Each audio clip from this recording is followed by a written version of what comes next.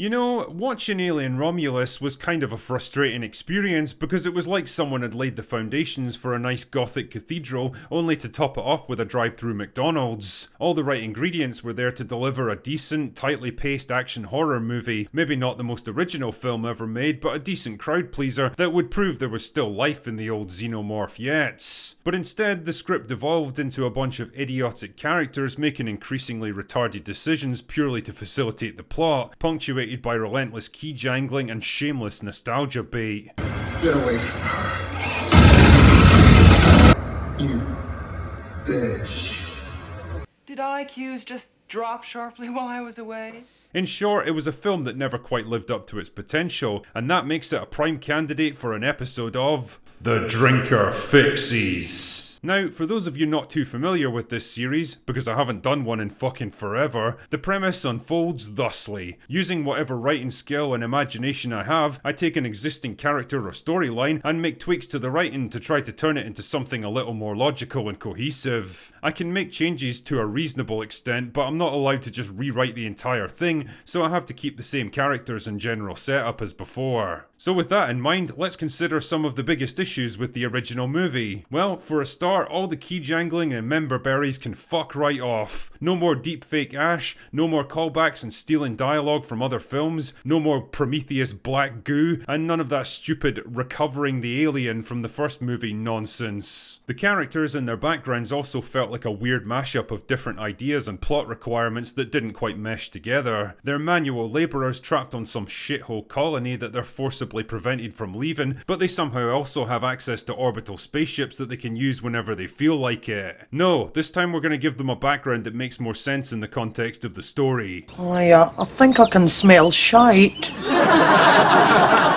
Also, let's tweak the events that set this thing into motion. In the original movie, a character gets impregnated by a facehugger, dies by chestburster almost instantly, and sets off a chain of ridiculous events that forces the characters to travel through the station to get back to their ship. Let's change that to something a little more logical and maybe kill two birds with one stone by making better use of the other big element of the story, Andy. The original script doesn't really know what to do with Andy. There's two versions of him at play, well-meaning but slightly retarded Andy, and slightly less well-meaning but still basically good Super Andy, and the writers can't seem to figure out how those two versions should play off each other or even what his actual purpose in the story is supposed to be. So let's change that up and deliver a more meaningful character arc for him that plays off the split personality better, gives him an understandable goal and a logical way of pursuing it. So with all that in mind, here's my revised story. Rain and the others are part of an illegal salvage operation where they loot derelict and decommissioned spacecraft for parts to sell on the black market. Their ship, the Corbelan, can operate inside a solar system, but they lack the resources for long-distance space travel, so essentially they're stuck where they are. Their objective is to save up enough to buy safe passage to a system outside of Weyland-Yutani space, but a string of bad luck and failed missions have left them low on supplies and money. Now, they're getting desperate. They're on their way to another job when they detect the Romulus space station, which is now in a decaying orbit around a planet. In a few hours, it'll enter the atmosphere and burn up. For Rain and the others, it seems like too good an opportunity to pass up, so they dock with it and hack their way on boards. The place is a mess and there's no signs of life, but there's valuable gear lying everywhere, including cryo chambers. As the others set to work loading this stuff onto the Corbelan, Tyler, Rain and Andy make their way to the ship's main computer terminal. It's offline and it looks like it's been forcibly disconnected by someone or something. Hoping to find out what happened here, they plug Andy into the computer to interrogate it. Unfortunately, the computer takes over Andy's body with the mission to retrieve a xenomorph sample and return it to the company at any cost. To do this, he first sabotages the main airlock, which explosively decompresses, almost killing one of the group and forcing Navarro to pull the Corbelan away from the station. Now there's no way for them to get to her. The only other airlock is on the other side of the station, forcing the group to make a dangerous trip through the bowels of the facility. Along the way, they ask Andy what he was able to learn from the computer, but he lies and explains that the data files were all deleted and he's got no idea what this place was being used for. He was, however, able to download a schematic of the station, so he knows the fastest way to get to the Corbelan. And wouldn't you know it, this route takes them right through the facehugger chamber, where Andy seals a couple of the group inside and makes it look like an accident. They're able to override the doors and free them, but not before Kay gets impregnated by a facehugger. Oh dear, what bad luck.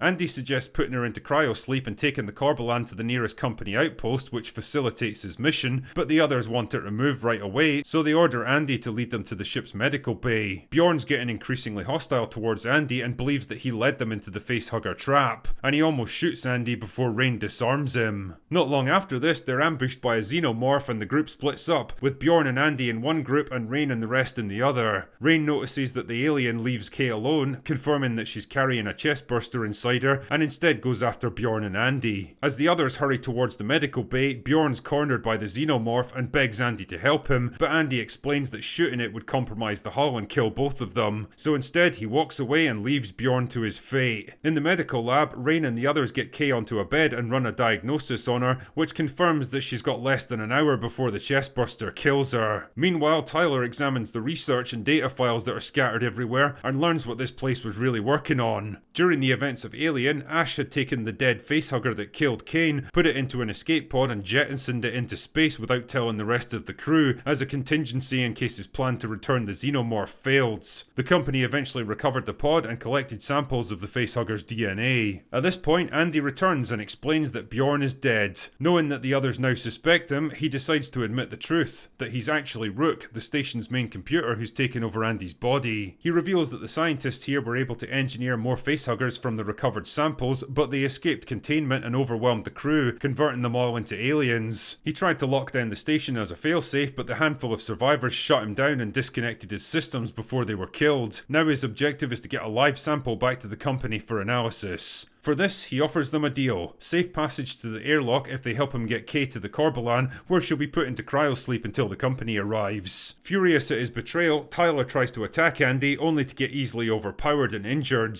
Rain tries to reason with him, believing that she can reach the real Andy who's still trapped inside, but he explains that Andy wasn't even real either, and only really existed because of her desire to believe in him. He then tries to kill her too, only to be saved by Kay, who guns him down, apparently killing him. Kay then reminds Rain that the aliens won't attack her since she's already impregnated, and so if they stick close enough to her, they might be able to make it back to the Corbelan. Together, Kay, Rain and an injured Tyler make a run for it, fighting off xenomorphs along the way, but Tyler gets taken and only Rain and Kay make it back to the airlock. It's here that Rain hears Tyler over the radio begging for help. He's still alive several levels down, and if she can get to him in time, she might just be able to save him, but they only have minutes left before the station burns up, so she has to hurry. Leaving Navarro to help Kay into a cryo chamber with orders to evacuate if she's not back in 10 minutes, Rain heads back into the station and reaches Tyler, only to realise that it was actually Andy impersonating him over the radio so that he could lead her straight into the alien nest and get her killed.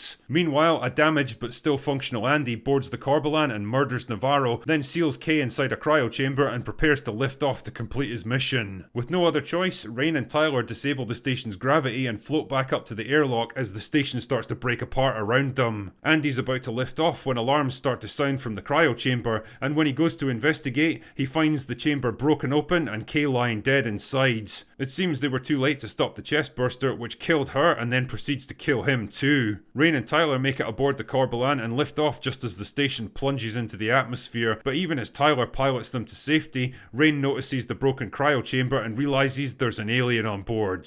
The alien then kills Tyler in the cockpit and pursues Rain through the ship before she's finally able to lure it into the cargo bay and eject it into the planet's atmosphere below. The movie ends with Rain, the last survivor of her crew, setting course for the nearest star system outside the company's control, her future still unknown. Now, I'll be the first to admit that it's not a perfect script by any measure, and I had to cheat a little with how quickly an alien could mature from chestburster into something bigger and more dangerous, and I still don't love the idea of recovering stuff from the first Alien movie, but at least this version seems a little more plausible than sifting through the Nostromo wreckage to find the original xenomorph. I don't really like the fourth act stinger aboard the Corbelan because stuff like this is pretty hackneyed at this point, but it was a major part of the original script and it's become kind of a hallmark of the series, so okay, fine, we can keep it in. But at least my version gets rid of that retarded engineer hybrid thing. I think this version also gives us a more consistent arc for Andy, while also removing deepfake Ash from the story. And yeah, it does mean killing Andy at the end, but I think it gives him a much more well-defined role in the movie, and opens up a bit of space for Rain and Tyler to rekindle their relationship.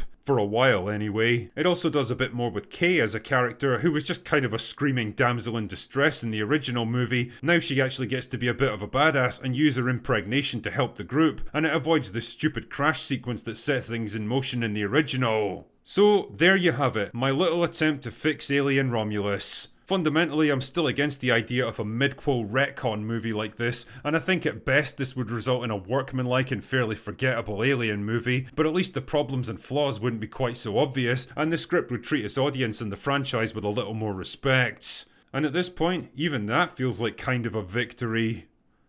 Anyway, that's all I've got for today. Go away now.